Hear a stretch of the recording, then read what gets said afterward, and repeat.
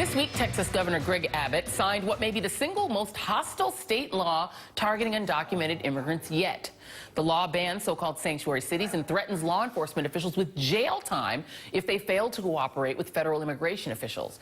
It also allows police officers to question a person's immigration status during any stop, including a routine traffic stop. At least one Texas town and county have already sued to block the law from taking effect in September.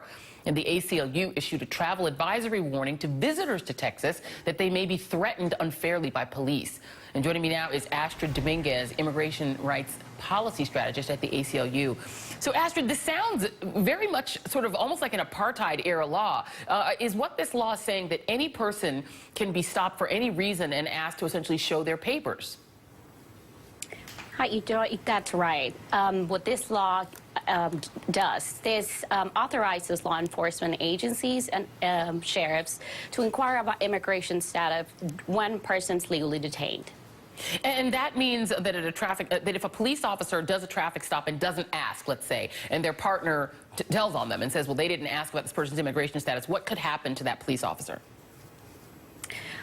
This law requires them, prohibits local law enforcement agencies from implementing any policies that will actually prevent them from asking. So local police chiefs and sheriffs lose control of their jails. They cannot prevent any officers from inquiring somebody's status. And so we've had a couple of reactions to this bill. There is an article that is running right now about Governor Abbott threatening to cut funding to Travis County, Texas in February because the sheriff there said that she would reduce cooperation with federal immigration authorities. And this is what they're calling a sanctuary fight. And he's apparently already cut off funding to Travis County. Is responding to that part of what the ACLu is doing now? So this is a broader issue.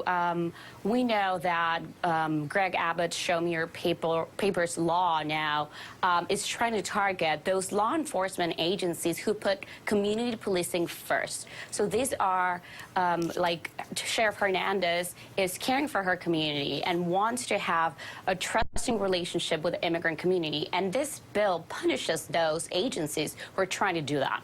And we're starting to get other reaction from it.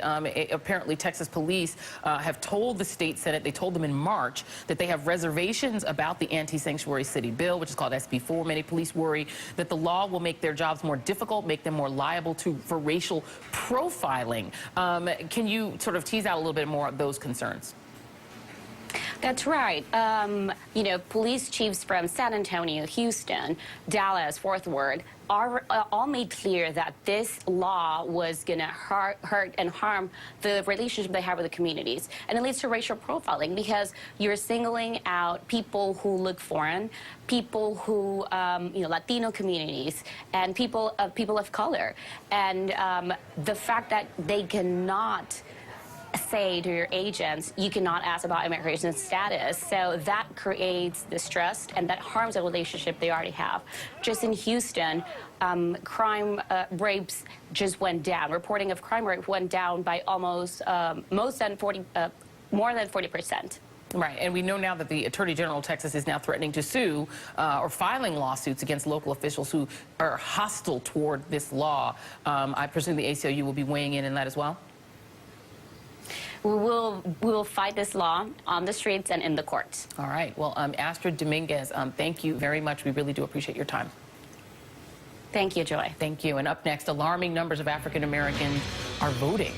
More AM Joy after the break.